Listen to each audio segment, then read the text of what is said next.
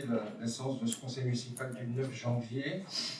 On constate que nous avons le quorum puisque nous sommes 12. Alors on est dans une situation un peu particulière vu la neige qu'il y a dehors. Donc il y a un certain nombre de personnes qui normalement devraient être là, qui soit ne viendront pas, soit arriveront en retard. Dans ce cas-là, on le notera dans le procès verbal. J'en profite pour vous signaler que depuis plus d'une heure maintenant, nos personnels techniques d'astreinte sont en train de saler la commune, les axes principaux, et puis ensuite certains endroits qui sont en pente. Donc voilà, donc j'espère que tout se passera au mieux au regard des conditions météo que nous avons ce soir. Secrétariat de séance, alors normalement c'était dans l'ordre alphabétique Frédéric Léandre, donc arrive ensuite dans le cadre de l'ordre alphabétique Stéphanie, après Léandre, le comte. Donc Xavier, que ça, tu es prêt à être secrétaire? Très bien, merci. Alors nous avons un certain nombre de conseillers excusés à représenter. Donc Frédéric Gandon qui a donné pouvoir à Jean-Brice Camerini qui n'est pas là pour l'instant mais qui devrait venir. Gabi Hartwig qui a donné pouvoir à Bruno Tortet. Olympe Lefebvre qui a donné pouvoir à Stéphanie Gobier. Et Frédéric Léandre qui a donné pouvoir à Xavier. Je n'oublie personne, j'espère. Alors, j'ai les excuses de Laetitia Pouillot, qui est retenue par un rendez-vous professionnel. Monsieur Mélier, non? D'accord, très bien. Donc, je vous propose de commencer la séance par l'approbation du procès-verbal du dernier conseil du 12 décembre dernier. Avez-vous des remarques? Aucune? Très bien, donc je vous propose de le passer au vote. Donc, parmi les personnes présentes, j'avais prévenu que ça arriverait peut-être au compte-gouttes. Bonsoir Valérie. Donc, parmi les personnes présentes, qui est contre, qui s'abstient, merci. Parmi les personnes qui ont des pouvoirs, qui est contre, qui s'abstient, donc adopté à l'unanimité. C'était le procès-verbal de la dernière fois, Valérie. On prend en compte ton vote ou pas? Très bien. Donc on vote sur la base donc, de 13 présents et 4 pouvoirs. Donc 17. Quelques informations très brèves. Donc la première, c'est une information sur un courrier du président Haï, président de la CRCT, qui nous rappelle que suite à une délibération du Conseil communautaire en date du 22 mai dernier, qui a approuvé l'adhésion à l'établissement public foncier de l'Oise et de l'Aisne. Alors le sigle, l'acronyme c'est EPFLO. Monsieur le préfet de la région de France a pris en date du 25 octobre dernier un arrêté d'extension de son périmètre d'intervention. Ainsi, donc, notre communauté d'agglo et chacune de ces 87 communes qui la composent deviennent adhérentes de cet établissement et peuvent ainsi bénéficier de son accompagnement, ce qui constitue une véritable opportunité pour notre territoire. Alors, de manière très brève, l'EPFLO est un organisme qui accompagne ses membres, donc pour nous en tant que commune, sur toutes les questions relatives au foncier.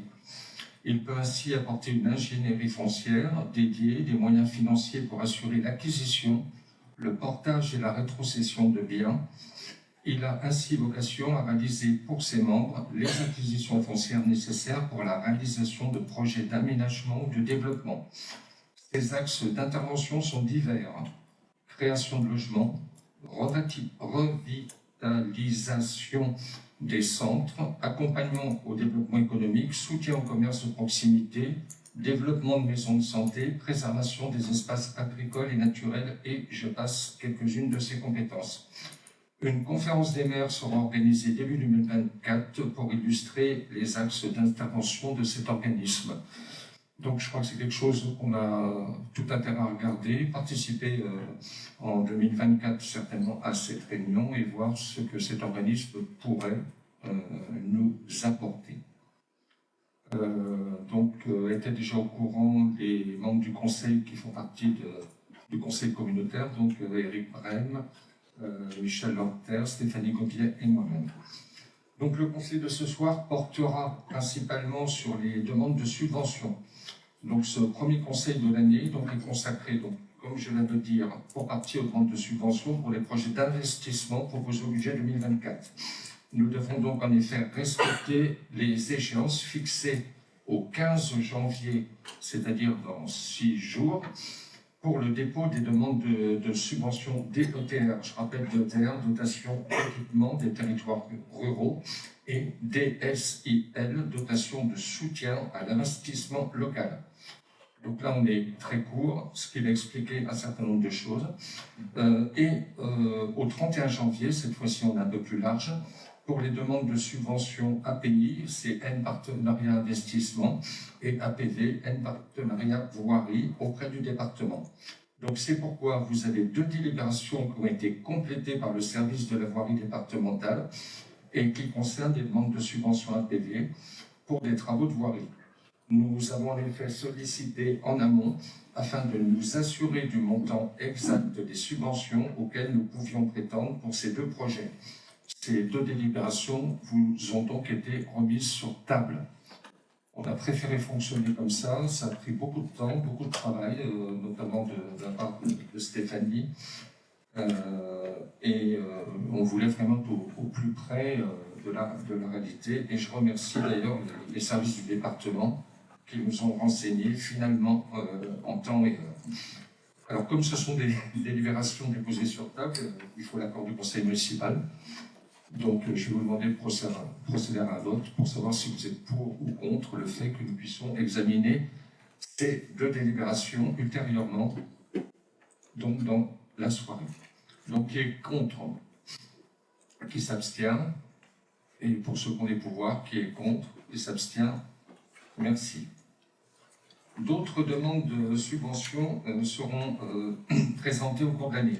Il s'agit de des demandes d'aide auprès de la communauté d'agglomération au titre des fonds de concours numéro 1 et numéro 2. Je rappelle que le fonds de concours numéro 1, il y a une somme qui est dédiée par commune. Donc là, j'ai envie de dire, nous puisons sur les 3 années sans aucune difficulté. Le fonds de concours numéro 2 est examiné par la commune d'agglo et voté en conseil communautaire. Et là, les projets retenus doivent revêtir, en effet, un aspect, un intérêt communautaire. Par exemple, nous avons eu les bornes électriques, nous avons eu les bancs du bord de Marne, qui ont été considérés comme d'intérêt communautaire et qui ont été subventionnés. Enfin, un dossier est en cours de préparation auprès du fonds Leader, porté par le PETR-UXA, afin de solliciter une aide pour le financement des chemins de randonnée, j'ai envie de dire de l'équipement des chemins de randonnée. Cette aide accordée pourrait atteindre les 80% du montant total hors taxe de l'opération. Nous avons, par précaution, prévu d'autres subventions sur cette action. Si nous obtenions les 80%, si tel était le cas, donc les autres demandes de subventions formulées pour ce projet seraient donc caduques, car normalement nous ne pourrons pas être financés au-delà des 80%. Dernière information, donc c'est sur la délibération numéro 6 relative à la rénovation énergétique de la salle polyvalente. Donc ce projet a fait très dernièrement l'objet de correction. Donc vous avez là aussi une version corrigée et on est dans la même démarche que tout à l'heure. Je vous demanderai d'accepter qu'elle puisse être examinée à ce conseil municipal. En fait, ce qui s'est passé, c'est qu'il y a eu une erreur d'estimation dans le lot 1 qui concerne la démolition et la dépose. Donc il manquait un coût qui était relatif à la dépose d'un châssis fixant couverture. Bon, je vous passe les détails. Donc ça nous changeait évidemment tout le plan de financement. Donc là aussi, je vous demande de voter pour qu'on puisse l'examiner. Donc qui est contre, qui s'abstient pour les... Ah pardon, on a Catherine qui frappe à la porte. Pour ceux qui ont des pouvoirs, qui est contre, qui s'abstient. Très bien. Donc, vote unanime. On va laisser Catherine rentrer. Pas seulement Catherine, d'ailleurs. Karim. Oui. C'est la catastrophe dehors, monsieur le maire. Oui, oui.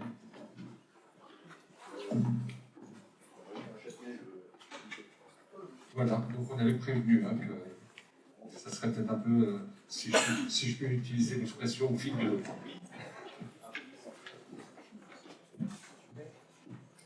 Enfin, dernier document.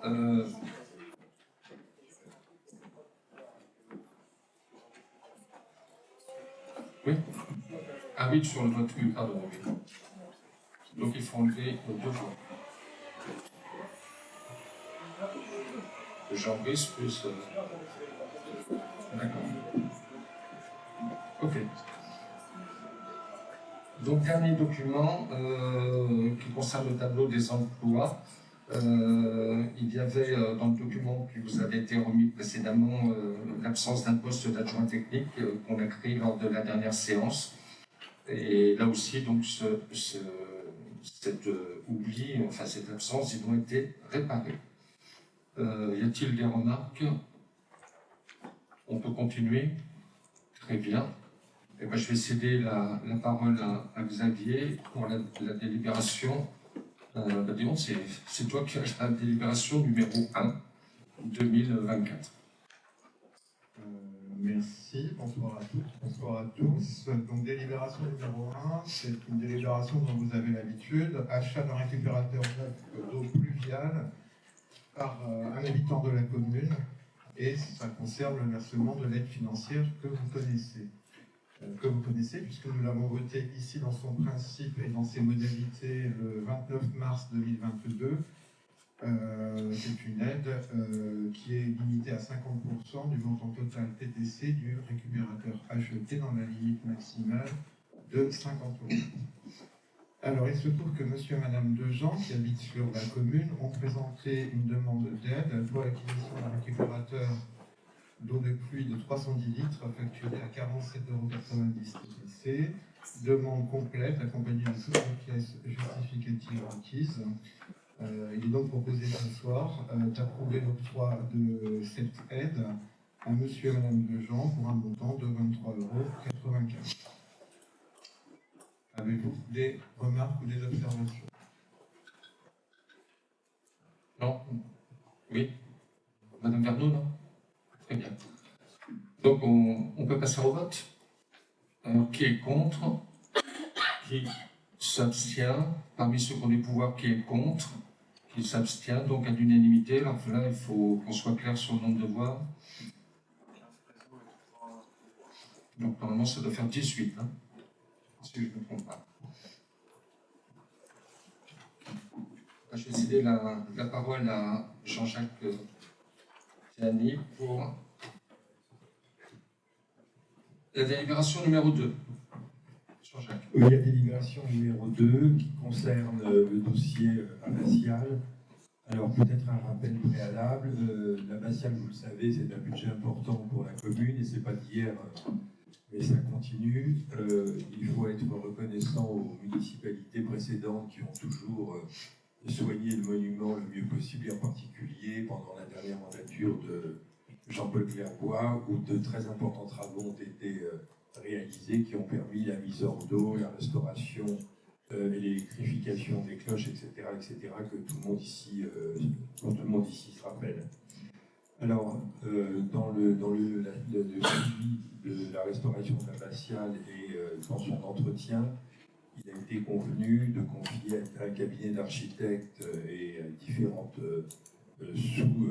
sous-traitants de ce cabinet d'architectes la réalisation de ce qu'il est convenu d'appeler un audit, afin que le monument soit examiné sous toutes ses coutures et que l'on puisse décider dans les années prochaines et futures, et pendant une très longue période, quelles sont les priorités, quelles sont les urgences, qu'est-ce qui peut attendre, qu'est-ce qu'il convient de faire dans les meilleurs délais.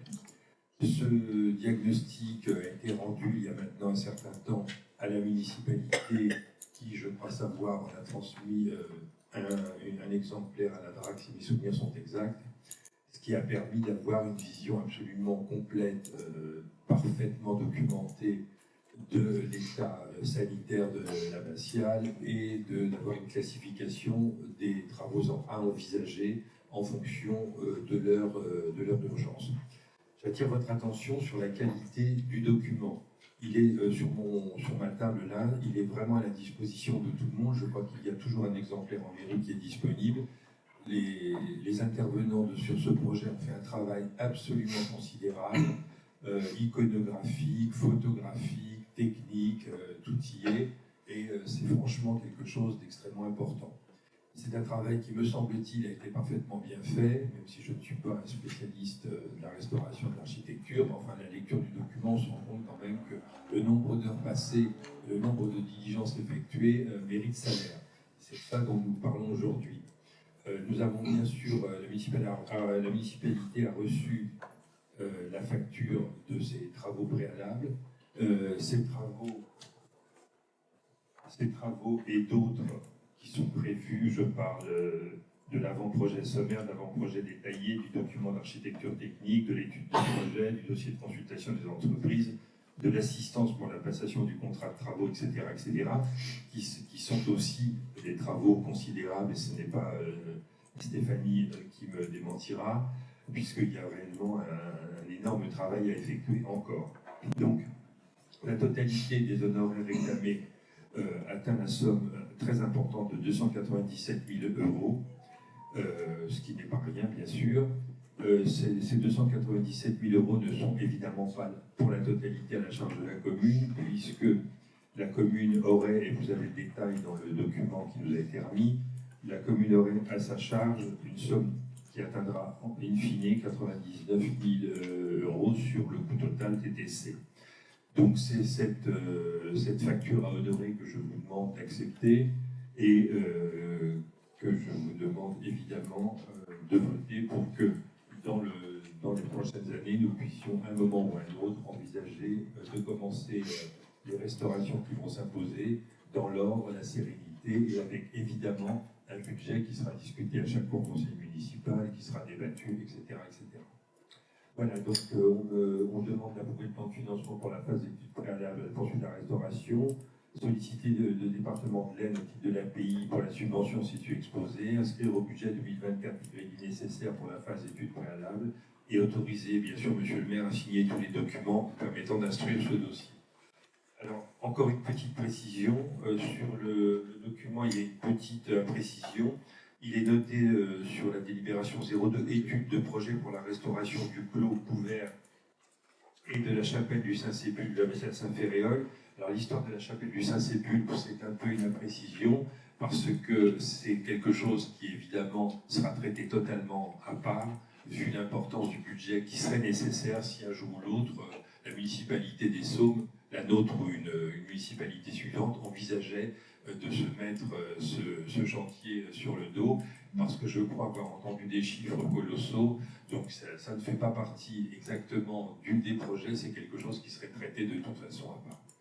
Voilà ce que je peux vous dire ce soir, en vous invitant à voter cette délibération, et bien sûr je suis à votre disposition s'il y a des questions à préciser. Oui. Merci. Y a-t-il des questions des... Pascal, si tu veux bien passer le micro. Merci.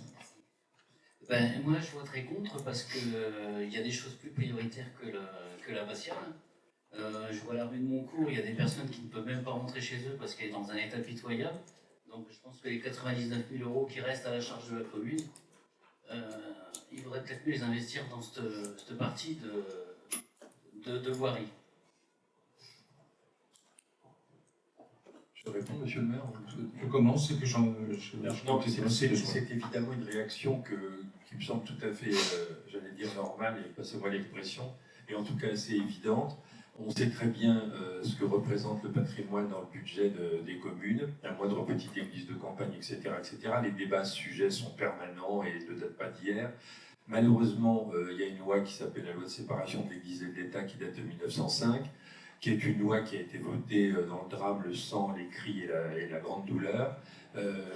Les compromis qui ont été trouvés à l'époque mettent à la charge des communes tout ce qui revient aux propriétaires du lieu, bien qu'ils n'en soient pas l'affectataire, vous avez tous compris ça, c'est-à-dire qu'on doit entretenir des monuments dont on ne peut pas décider l'usage. Bon, ça c'est un point qui, un jour ou l'autre, sera remis en question parce que la situation des monuments historiques en France commence à poser problème dans tous les coins, que ce soit les châteaux historiques, les monuments religieux et autres.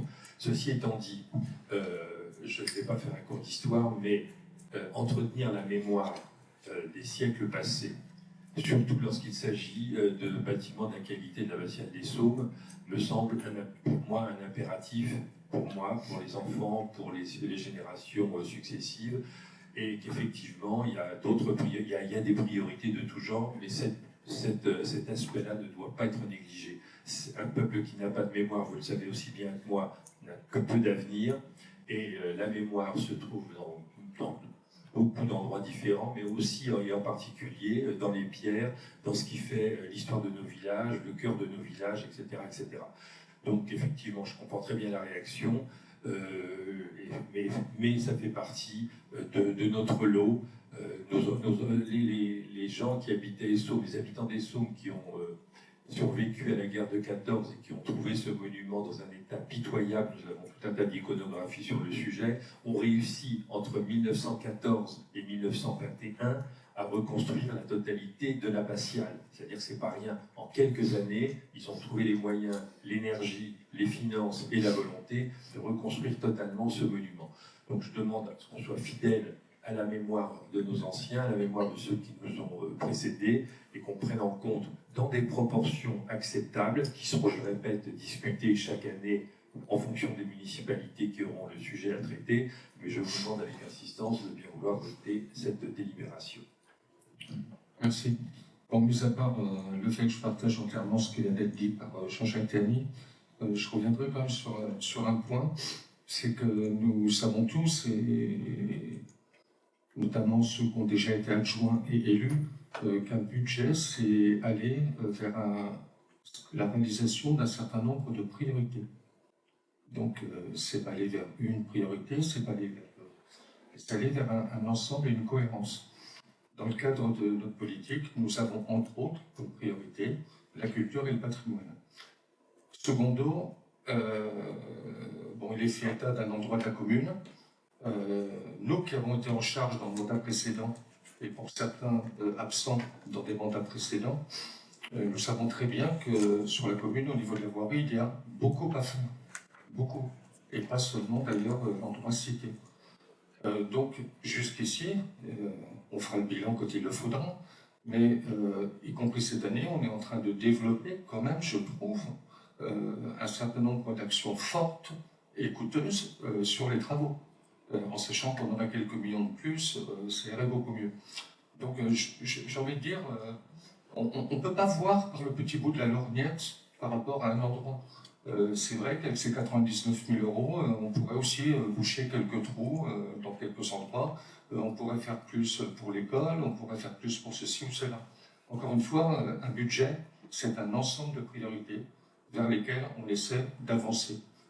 Et par rapport à ce qu'a dit Jean-Jacques, je rajouterais une seule chose, c'est que dans la dernière étude qui vient d'être faite, on s'est aperçu qu'au niveau des jeunes Français, outre des difficultés en matière français, il y avait une absence très très forte de connaissance de l'histoire et de la citoyenneté, de la laïcité.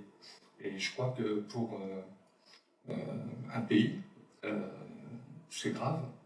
C'est grave qu'on ne se rappelle pas de notre histoire, de notre passé, parce que sinon, on va tout droit pour refaire les bêtises et les erreurs du passé. Donc voilà. On va passer au vote. Donc par contre, moi je reconnais, j'accepte entièrement la remarque que tu as faite, Pascal, il n'y a pas de souci là-dessus. Donc on va passer au vote. Donc, sur cette délibération, qui est contre. Donc, 1, 2, 3. Qui s'abstient? Parmi les personnes qui ont un pouvoir, qui est contre? Qui s'abstient? Bien, donc la délibération est votée à 15, c'est ça? Ça fait 12 pour... Non, 15. Il y a 18 votants. Il y a 3 contre. 15 pour, 0 abstention et 3 contre. Pas grave. Je vais passer la parole, revenir à Xavier pour la délibération numéro 3.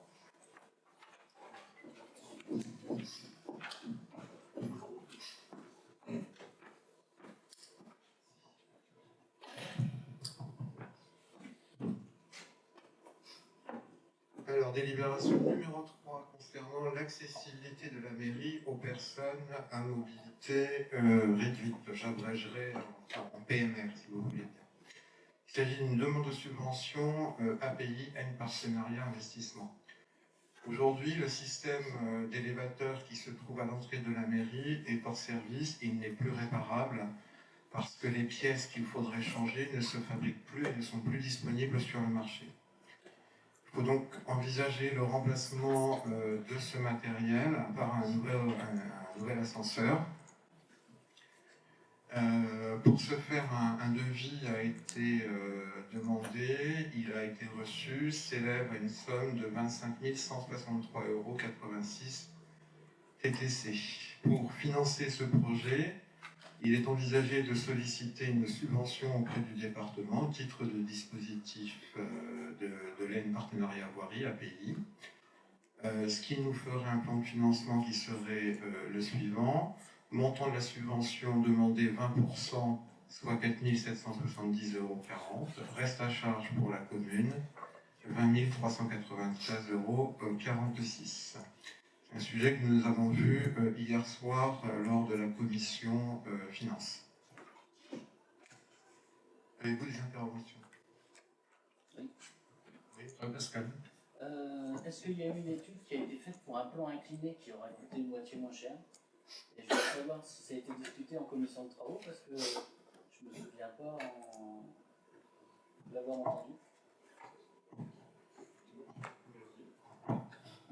Alors, non, on n'avait pas fait d'études sur le plan incliné parce que dans notre esprit, on ne voyait pas obligatoirement bien un espèce de chemin sinueux de béton enfin, sur la façade, face à la place. Donc ce sujet a été évoqué par Eric Brem hier en commission. Donc on a commencé un petit peu à regarder, il faudrait vraiment y regarder de près, outre l'aspect que je viens d'évoquer, que vraiment ça serait peut-être pas obligatoirement très joli. Il y a des normes qu'on a commencé à étudier, Bruno entre autres à regarder, sur les inclinaisons, la pente, toutes ces choses-là. Bon, à la limite, ce qu'on peut faire, c'est essayer de creuser un petit peu une faisabilité dans ce cas. Mais pour l'instant, personnellement, j'essaie de voir, presque faire une simulation en photomontage, voir ce que ça pourrait donner, y compris voir avec les bâtiments de France aussi. Parce que moi, les seules rampes comme ça que je connais sur la commune, elles sont à la Côte 204 et dans les classes à l'école à Monod. C'est vrai que c'est pas du plus bel effet. Par contre, c'est à moindre coût, en effet. Ça permettrait peut-être d'en faire encore un petit bout de rue quelque part. Parce que... Il ne faut pas exagérer là-dessus, mais il non. faudrait peut-être que ça soit déjà débattu en commission de travaux. Comme ça, on pourrait évoquer un petit peu tous les avis de tout le monde. Oui, j'entends bien. Plusieurs personnes ont des idées. Mmh. J'entends bien. Si on installe un ascenseur, il va y avoir un coût d'entretien, un coût de réparation et tout oui. ça. Tandis qu'un plan incliné, écoutez, à la longue, il y aura juste le coup de balai à donner, un petit coup de karcher. Tout à fait. Rien n'empêche que l'on vote ce soir avec les demandes de subvention, qu'on fasse au cours d'une commission travaux, en effet, un petit peu voir techniquement ce que ça pourrait donner, se renseigner un petit peu déjà aussi auprès des bâtiments de France, et puis regarder. Ça se fait dans les autres communes de toute Oui, je sais. Pourquoi nous, les bâtiments de France, nous refuseraient? Non. Il y a un aménagement...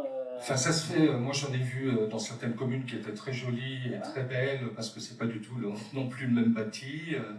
Je pense notamment à une de Meurthe-et-Moselle où la mairie elle est au milieu de 3 jardins. Donc c'est magnifique, hein. Il y a des murets, ça fait un peu des sentiers, on la voit pas carrément. Là, je m'inquiète un peu, mais bon, on peut tout à fait faire une étude pour regarder ce que ça peut donner. Alors, ceci étant, il y a un argument que je n'accepterai pas, c'est le fait de dire ça fait cher pour peu d'emplois. Parce que quand on est handicapé, non, mais je le dis parce que je pourrais l'entendre. Voilà, non, c'est pas, non, tu ne l'as pas dit, mais je pourrais l'entendre. Si tel était le cas, franchement, voilà, ben moi aussi, hein, voilà. Donc, je ne pas là-dessus tous les jours. Non, mais c'est un argument qu'on peut entendre, hein, on entend beaucoup de choses parfois. Hein, oui. Je ne te fais aucun procès, hein, c'est pas toi qui l'as dit. Donc voilà, c'est quelques éléments que je voulais mettre au débat. Oui. Simplement, moi j'aimerais savoir comment ça fonctionne cet ascenseur. C'est-à-dire que la personne arrive sur le seuil de la mairie, qu'est-ce qui se passe? Elle rentre comment? Il y a quelqu'un qui doit venir faire marcher l'appareil, ou il y a un pass, il y a quoi? Il y a une clé? Il y a un bouton sur l'ascenseur, Oui. et en haut, il y a un autre bouton, éventuellement, si l'ascenseur est en bas, pour l'appeler pour qu'elle puisse redescendre. D'accord, à tout moment. Oui. Il n'y a pas besoin de sonner pour que la secrétaire descende, etc. Non. Très bien. Alors, je voulais apporter aussi un point d'information sur ces histoires d'accès handicapés, parce que je vous signale qu'à l'abbatiale, il n'y a absolument rien contre les handicapés. Il y a quelque chose, mais qui ne fonctionne pas du tout. C'est les plans inclinés en fer énormes. Là. Alors, le problème, c'est que ça, il faut le déplacer, et que personne n'est capable. Il faut être 2 personnes pour le déplacer, il faut le mettre en place. C'est très compliqué. Donc, il y a des options qui sont à éviter. Mais bon, sans rentrer dans les aspects complètement techniques, il y a des histoires de pente, hein, de 10 degrés. Si c'est entre 4 et 10, il faut qu'il y ait des paliers. Hein, et sinon, il faut descendre à 4% ou moins. Donc le 4% ou moins va nous obliger à faire une longueur plus importante. Mais moi, ça ne me dérange pas qu'on y regarde. Voilà. Alors, autre chose au sujet de l'ascenseur, donc on va reprendre le même système que l'ancien. C'est-à-dire que toute personne qui va arriver à la mairie va appuyer sur le bouton et après... alors, ce qui se fait dans les autres mairies pour éviter que ça soit détérioré, parce que là, les personnes, ça a été détérioré, pourquoi? Parce que les personnes s'amusaient avec. Hein, et le mieux, ça serait de mettre un bouton, justement, et pour appeler la secrétaire, qui, elle, ferait descendre l'ascenseur. Déjà, vous aurez moins de problèmes de réparation. C'est ce qui se fait dans pas mal d'accueils. On va voir par rapport au devis. D'ailleurs, on comptait demander. Exactement le même problème que celui-là. Oui, on va voir par rapport au devis. Alors par contre, là où je voudrais bien avoir une vérification, c'est quand tu dis dans toutes les mairies, je ne suis pas sûr qu'il y en ait dans toutes les mairies. Non, mais dans certains points d'accueil. Voilà. C'est parce que, à Saint-Quentin, on vient de refaire l'accès à la CAF et à la sécurité sociale. Il y a un accès comme ça et c'est les secrétaires qui viennent. Justement, on avait étudié le problème de tout le monde appelle, mais tout le monde joue avec. Et en 15 jours de temps... non, c'était juste une petite remarque, parce que souvent, quand on parle, on a tendance à généraliser. Tout, c'est partout pareil, et tout, c'est pas tout ça. Il faut faire attention, il faut se méfier de la généralisation. Alors après, on est quand même juste sur une demande de subvention à ce stade. Le projet n'est pas du tout finalisé. Mais justement, il faudrait qu'on en parle en commission de travaux, mais comme il n'y en a jamais... là, je ne laisse pas passer quand même. Je propose qu'on note le nombre de commissions de travaux qu'on a eues, même si on n'en a pas eu beaucoup, et on l'enverra et on la publiera, parce que jamais ça veut dire 0.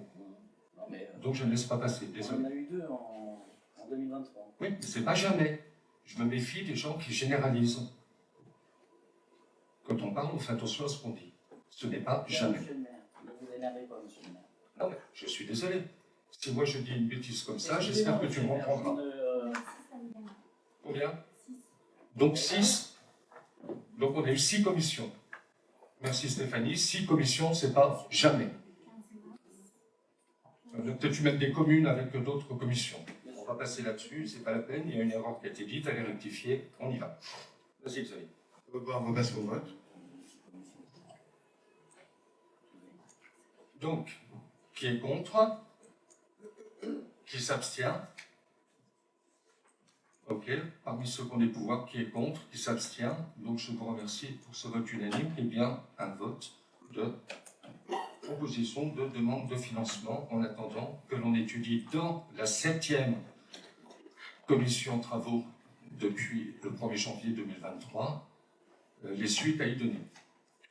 Alors, toujours sur le sujet des demandes de subventions et toujours ce sujet d'accessibilité aux personnes à mobilité réduite en mairie, autre subvention possible, c'est celle qui nous est proposée par l'État via le dispositif de la DETR. Donc là, on pourrait demander également une somme de 20% sur la base du devis dont on dispose. Donc le même montant que tout à l'heure, 4 770,40 €. Donc voilà, je vous invite à voter en faveur de cette demande de subvention. Des observations? Oui, Karim. Est-ce qu'elles sont cumulables? Oui. Dans la limite de 80%. D'ailleurs, quand on regarde bien le document, à chaque fois, ça représente la même somme, 4 770, qui correspond à chaque fois à 20% qui viennent donc se rajouter. Donc on passe au vote. Qui est contre? Qui s'abstient? Parmi les porteurs de mandat, qui est contre? Qui s'abstient? Donc merci pour ce vote unanime.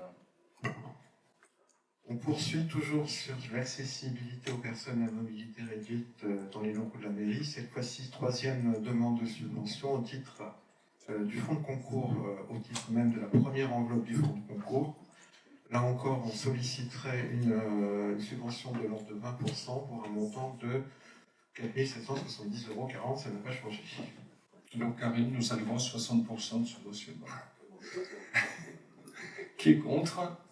Qui s'abstient? Parmi les porteurs de pouvoir, qui est contre? Qui s'abstient? Donc voté aussi à l'unanimité. Merci. C'est toujours à toi? Écoute, oui. On est encore sur les demandes de subvention. Donc cette fois-ci, il s'agit d'envisager la rénovation énergétique de la salle polyvalente. Vous savez tous que c'est une rénovation qui est nécessaire parce que la salle polyvalente est aujourd'hui une passoire énergétique qui nous coûte extrêmement cher, notamment en frais de chauffage. Vous avez une délibération modificative corrigée sur table. Donc le projet tel qu'il est actuellement envisagé, ça peut bouger, fait état d'un projet en 12 lots pour un montant total de 648 000 €, 648 828 €, pardon, et c'est du TTC. Alors il est évident qu'à ce niveau-là, on ne peut pas financer une telle rénovation sur un seul exercice, et donc l'idée, ce serait de programmer cette rénovation sur plusieurs exercices budgétaires. À cet égard, pour la faisabilité budgétaire de la chose, nous rencontrerons très prochainement notre conseiller aux décideurs locaux. Bon. Donc il a été choisi de proposer une première tranche de rénovation qui concernerait les lots 1, 2, 3 et 4. Autrement dit, ce sont les travaux de couverture. Ces 4 premiers lots représentent un total de 212 142 € TTC, et à ce titre, pour leur réalisation, il est envisagé de demander une subvention au titre de la DSIL 2024, donc la dotation de soutien à l'investissement local. C'est une subvention de l'ordre de 50%, donc ça nous ferait un montant de 88 392,50 €. Ce qui laisserait à la charge de la commune une somme de 123 749,50 € TTC, étant précisé qu'on récupère la TVA après réalisation des travaux. Des observations? S'il vous plaît. Hier soir en commission de finances, on parlait de la couverture étanchéité entre l'ALU et le PVC. Donc, qu'est-ce qu'il en est aujourd'hui? Alors, à ce stade, on est resté sur le premier schéma qu'on avait envisagé, le plus cher. Ça ne remet pas en cause l'idée qu'on regarde la différence entre l'ALU et le PVC, avec la réserve qu'on a aussi exprimée hier soir, à savoir que l'ALU, ça durerait sans doute un peu plus longtemps que du PVC. Je suppose que ça a été débattu en commission de travaux aussi, ça. Pardon? Ça a été parlé en commission de travaux aussi. Alors c'est prévu de le passer en commission de travaux en mars, avant le vote du budget. Donc vous aurez tous les éléments nécessaires à ce moment-là. Et hier, on a déjà fait passer le cahier des charges du projet. Enfin, vous avez eu déjà une sensibilisation pour ceux qui ont participé à la commission de finances. C'était donc Madame Verneau et Eric Brel qui étaient présents. Donc en termes d'information, si vous les passez. On peut passer au vote? Oui, pardon. Je voulais savoir, au niveau du chauffage, qu'est-ce qui est prévu, enfin, même si ce n'est pas la tranche actuelle par rapport à l'énergie. Non. Ou toi? On était assez sur le gaz parce que c'est plus simple. Par contre, il y a une réflexion en cours sur l'électrification, peut-être accolée à des panneaux photovoltaïques. Voilà. Après, ce sera un budget un peu plus important. Pour l'instant, c'est à savoir si on agit rapidement avec le gaz, et le gaz va continuer à augmenter, c'est pas écolo, ou alors on se relance sur un projet plus long avec de l'électrique. Voilà. Donc ça peut être encore ajusté. Actuellement, on maintient le gaz, hein, on va faire que la couverture, donc on garde les radiants, et peut-être dans les prochaines années.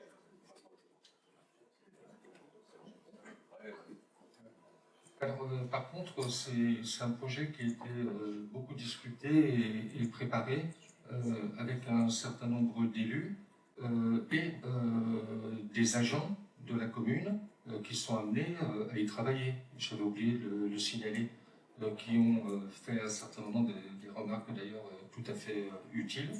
Et que quand on est élu et qu'on ne travaille pas obligatoirement complètement dans le lieu, on peut passer à côté. Donc là, il y a un gros travail qui a été fait.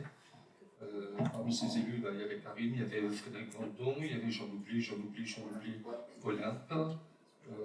Et donc, on avait des personnels techniques, des personnels d'entretien et des personnels d'animation qui y ont participé. On peut passer au vote. Donc, qui est contre, qui s'abstient. 1, 2, 3. Non, moi c'est contre. Ah, pardon, contre. Excusez-moi alors. Je recommence tout, pour que ce soit bien clair. Qui est contre? Donc, Madame Vernon, ok. Qui s'abstient? Pascal, je n'ai pas vu.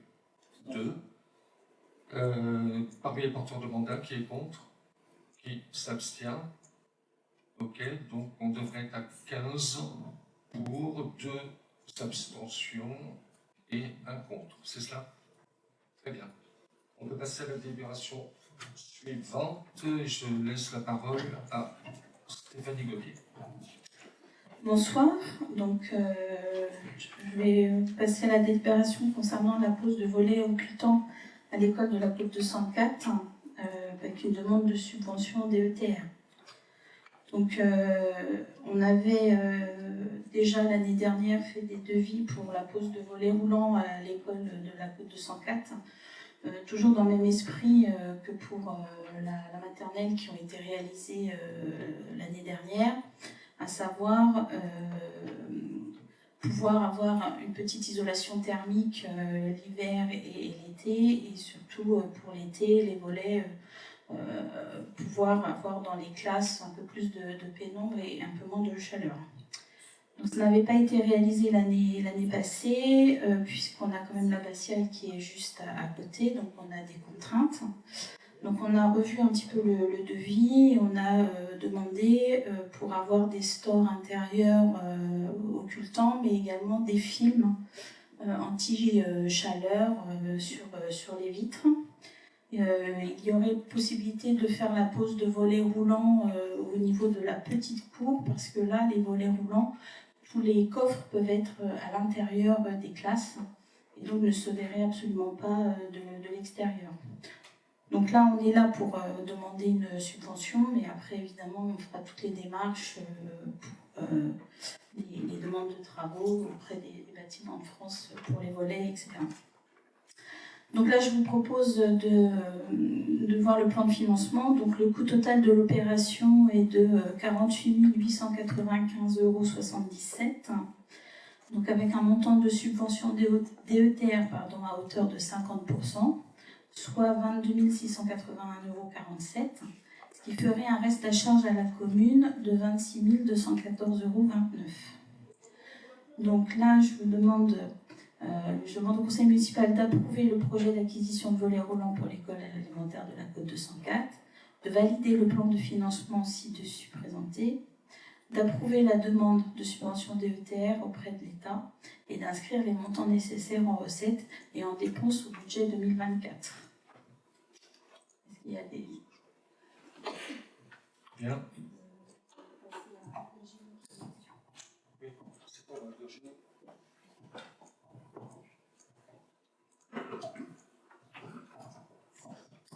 Oui, bonsoir à tous. Donc merci Stéphanie pour cet exposé. Donc moi, enfin ce n'est pas vraiment une question, c'est quelques remarques que je tiens quand même à faire. Alors je ne suis ni fâchée, ni de mauvaise humeur, mais juste, voilà, sans doute guidée par la prudence, je voudrais signaler que je m'interroge quand même par rapport à ce projet. D'une part, par cette question des volets roulants, quand même, aux abords d'un monument classé historique. Et on a tous la connaissance du cahier des charges réglementaires qu'on doit respecter, qui pose problème pour certains citoyens de la commune, on l'a encore entendu récemment. Donc ça, c'est une première chose, et effectivement, les solutions proposées, de lambrequin pour cacher, pour moi c'est bien de cacher, mais est-ce que ça résout le problème? Je m'interroge. Première chose. Deuxième chose, sur le plan énergétique, je m'interroge aussi. Je pense que l'économie va rester mince, parce qu'il ne me semble pas que l'État du PVC sont des matériaux super isolants.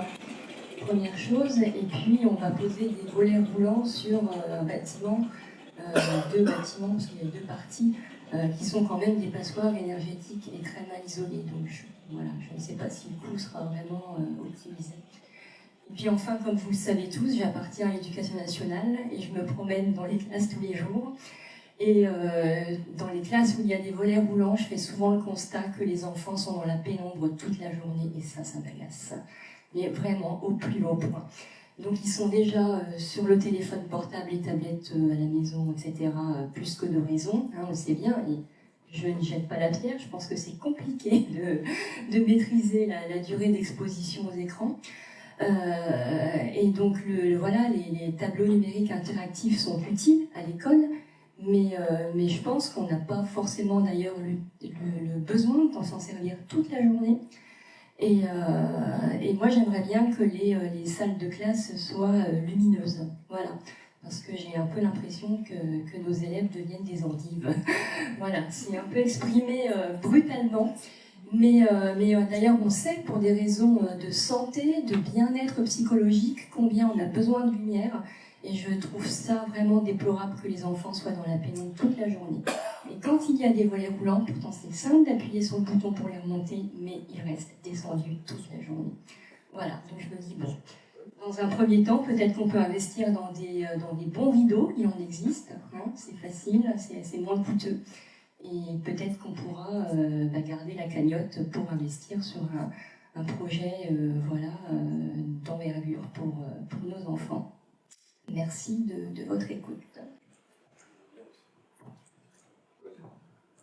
Non, je voulais venir un peu aussi faire quelques réflexions. Moi, je pense qu'un tel projet aurait mérité quand même préalablement de solliciter l'avis de la BF. Avant de faire un devis, on demande si la réalisation est possible ou pas.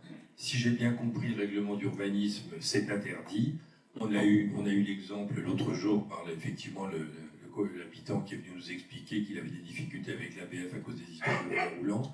Alors ça me semble, il y a un problème de méthode là qu'on aurait peut-être pu voir tranquillement.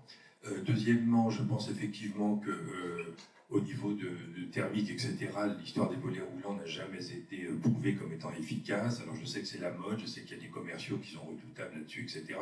Mais je sais aussi qu'on a eu des générations et des générations et des générations d'élèves qui ont vécu avec de bons rideaux dans les classes qu'on peut tirer tranquillement, qui valent 10 fois moins cher, qui peuvent être réalisés par l'atelier protégé qui est à Château-Thierry, et ça ferait effectivement une économie budgétaire et probablement ça aurait le même usage. Alors je m'opposerai à cette délibération.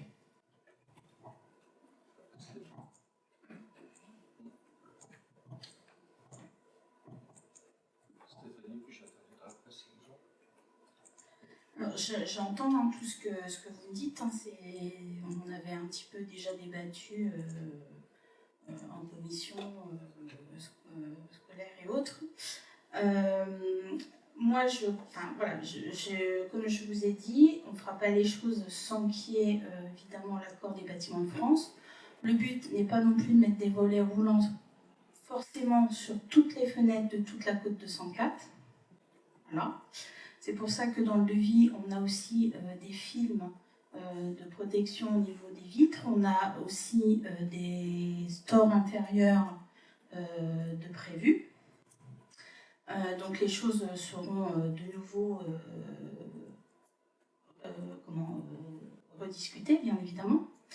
Moi, le retour pour l'école maternelle, c'est quand même une entière satisfaction de la part des agents et des instituteurs qui travaillent à l'école maternelle, qui quand même voient une différence quand même thermique quand ils arrivent le matin, parce que les volets roulants ont été baissés toute la nuit. Quand ils arrivent le matin dans les classes, il fait quand même beaucoup plus chaud que quand il n'y avait pas les volets roulants.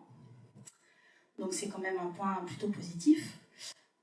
Concernant un investissement, ben oui, je sais que ça fait un investissement, même si on a potentiellement des projets autres dans le futur pour notre école. Mais bon, est-ce qu'il faut rester inactif pour autant pendant encore 2-3 ans ou plus?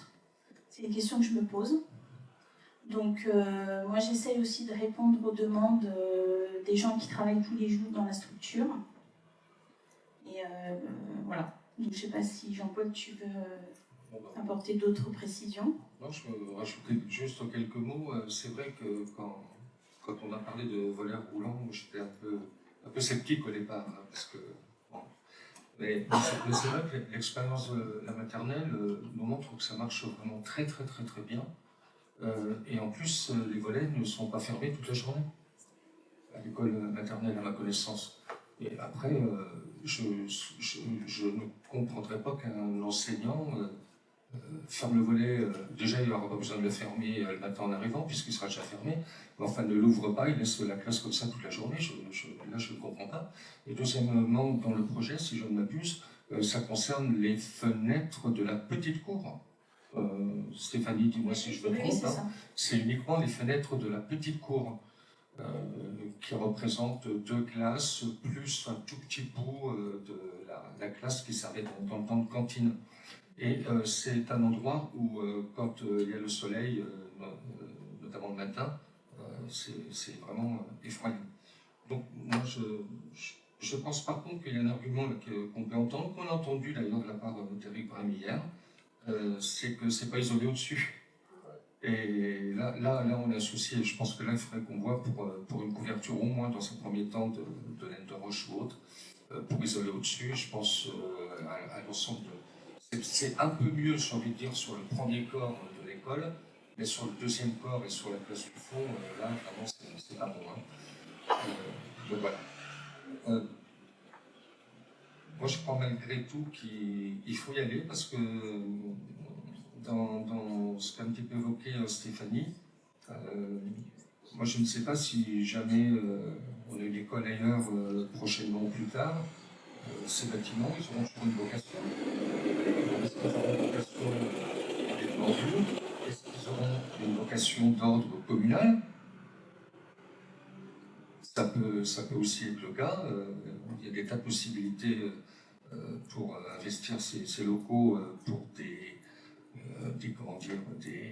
intérêts communaux. Donc je ne pense pas obligatoirement que ce soit de l'argent qui partirait en l'air. Mais je pense qu'il faut que ça soit accompagné au moins par l'isolation du dessus. Et encore une fois, les fenêtres concernées, Virginie, ne sont celles que de la petite cour. Par contre, je me méfie aussi des films occultants, là.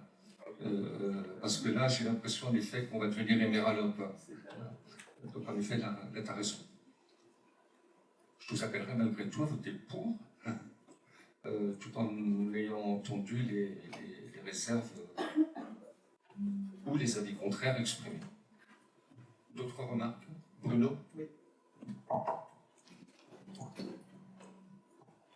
Oui, moi je voudrais juste faire une petite correction un petit peu générale. Aujourd'hui, on vote pour faire des demandes de subventions, pas forcément pour faire des projets. C'est-à-dire qu'on veut mettre en place avant le 15 janvier ou le 31 janvier les demandes de subventions si jamais on lançait les projets. Donc là, ce n'est pas on lance le projet, c'est on se met en œuvre pour, si jamais on lançait le projet, avoir les subventions nécessaires. Très bien. Merci de réitérer la phrase qu'on avait dite tout à l'heure, qu'il est bon de rappeler. Merci. Donc, je vous demande de passer au vote. Qui est contre? Donc, 1, 2, 3, 4. Qui s'abstient? 1.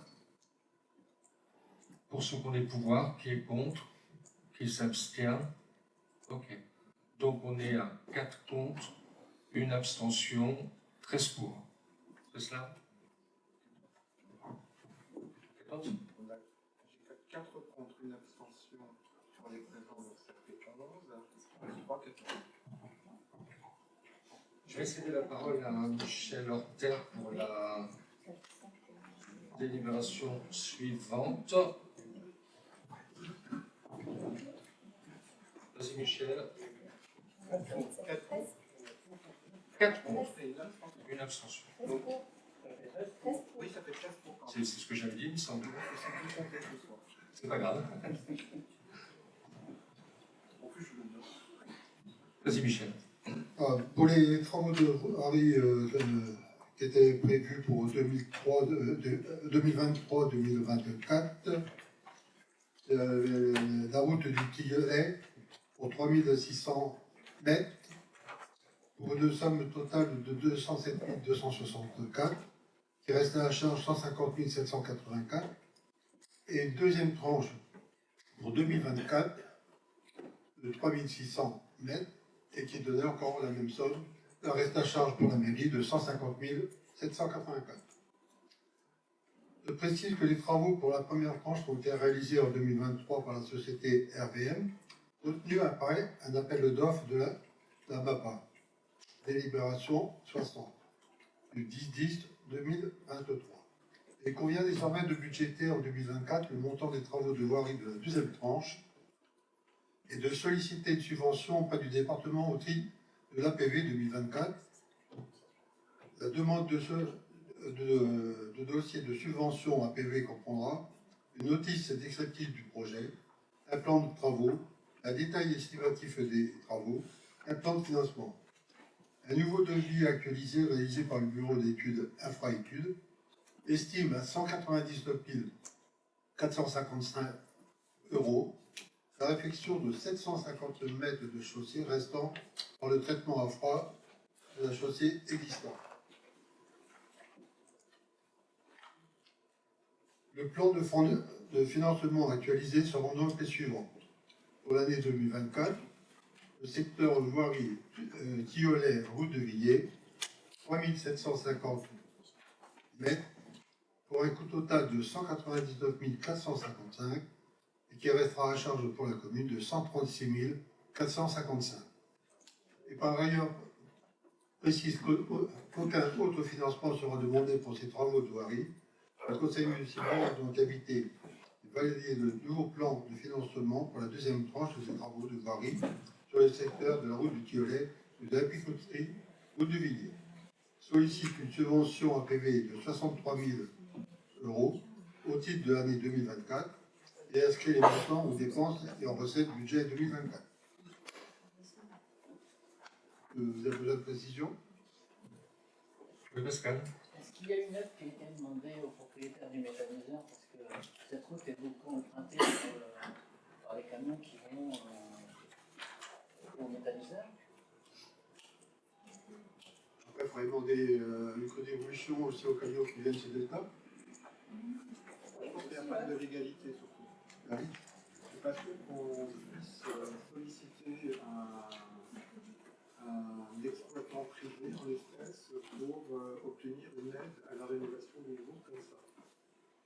Il y a un vrai problème de légalité.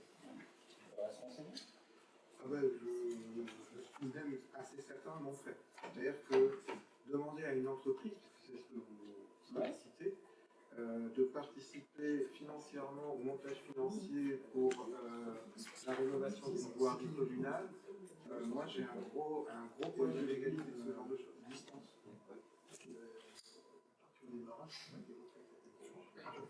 On parle bien de voirie communale. C'est le terme que j'ai écrit. Non, c'est important. Ok.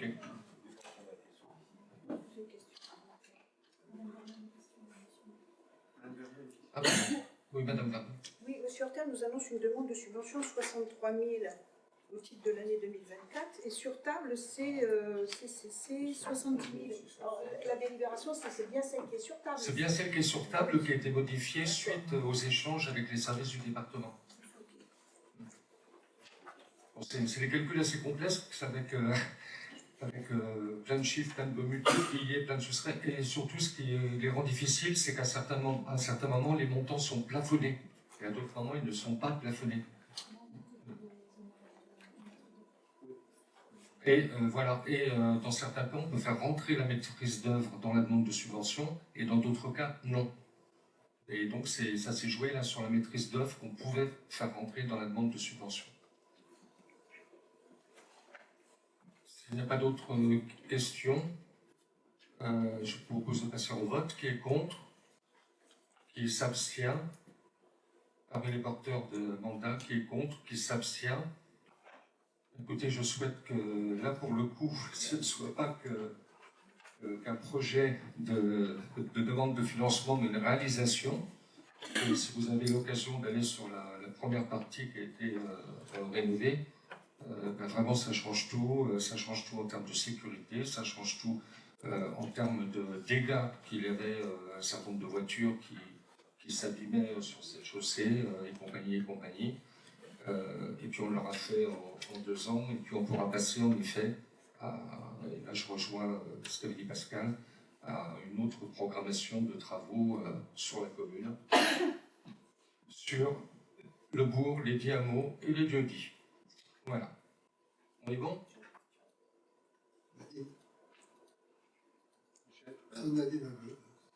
Oui. S'il vous plaît, une question par rapport à tous ces demandes de subventions. Est-ce que nous pourrions avoir une copie des devis?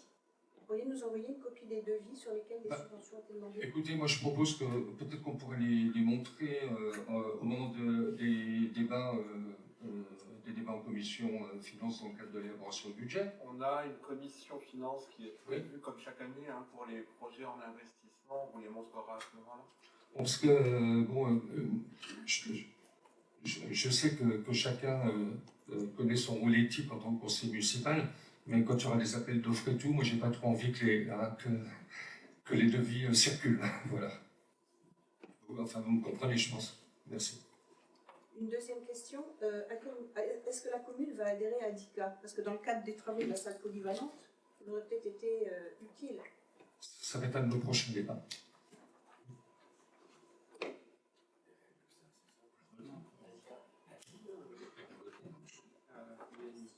Très bien. Donc, Michel, nous allons passer à la Borde. Seulement une réflexion pour la partie qui a été faite sur la route du Tilleul. Surtout faites attention, quand vous empruntez la route, arrivez au bout, ça fait tout drôle. On se croirait arrivé dans un chemin de terre. Pensez à ralentir, il y a des panneaux, mais faites très attention surtout. Il faudra dire au camion. Non mais ça montre le changement par contre. Hein. Oui. Il faudra dire au camion. Parce qu'eux, ils ralentissent pas. Tous? Tous?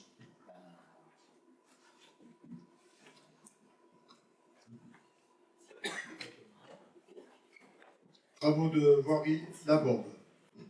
Demande de subvention APV. La municipalité envisage la réfection de la rue dite la Borde. La portion concernée se situe depuis l'entrée de l'usine d'EFTA jusqu'au raccord de la zone d'enrobé 9 sur une distance de 195 mètres. Il s'agit de réaliser un tapis en enrobé. Il sera réalisé en 2 couches et de donner un gabarit à la chaussée par la réalisation de bordures latérales qui permettent de guider l'eau de ruissellement. Les devis estimatifs réalisés par le cabinet Infraétudes s'élèvent à 88 265 €, soit 105 918 TTC. Pour financer ces travaux, il est proposé de formuler une demande de subvention APV 2024 auprès du département de l'Aisne.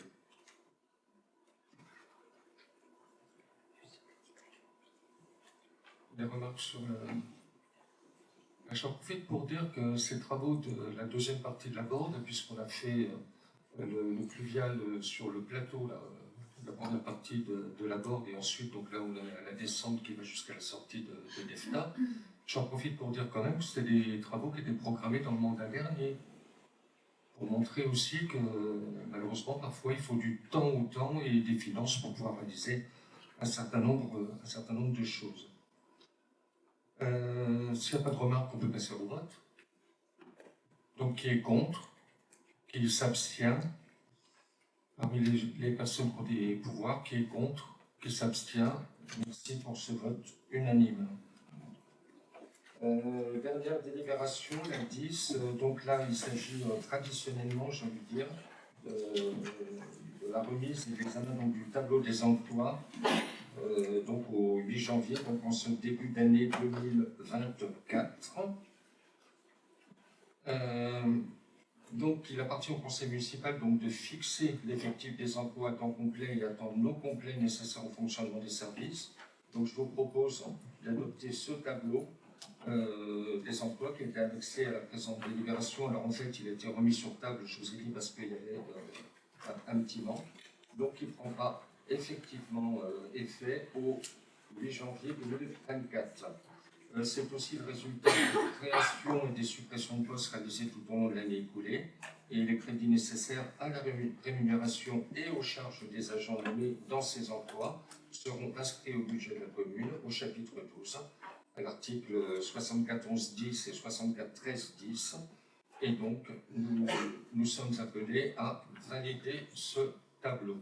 Alors donc, quand vous l'avez eu, donc le poste qui avait été omis, disons, c'était le poste donc, de contractuel qu'on avait voté la dernière fois, qui correspond donc à des heures qui seront affectées à une personne dans le cas où notre agent qui s'occupe des personnes isolées serait en vacances ou, je ne l'espère pas, en arrêt pour une raison quelconque, puisqu'on avait vu que la très grande réussite de ce service et le fait que quand il y avait des coupures, un certain nombre d'habitants de la commune disaient qu'ils vivaient probablement très bien cette coupure. Et là, on a le moyen de pouvoir assurer la continuité, j'ai envie de dire, quasiment toute l'année. Alors, si vous avez eu le temps de regarder un petit peu dans le détail, donc on est sur la base de 34 agents. Alors, méfiez-vous parce qu'on a une agent qui est sur les deux dénominations, l'agent administratif et l'agent d'animation. Donc, on est sur la base de 34 agents. Dedans, nous avons 2 jeunes en CAP, SAPER, donc service à la personne, une en CAP première année, l'autre en CAP deuxième année. Nous avons une jeune qui était en CAP et que nous avons conservée et qui continue en bac pro. Et nous avons un emploi aidé en parcours emploi compétences sur des tâches d'administration 20 heures.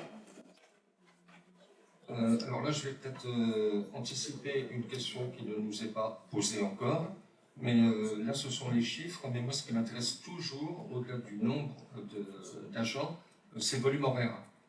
Donc, je vais demander, qu'on ne fasse pas d'ici demain matin, moi s'en faut, mais regardez le volume horaire que nous avons par service et ensuite au global, et le comparer par rapport à 2 ou 3 années antérieures pour regarder un petit peu l'évolution.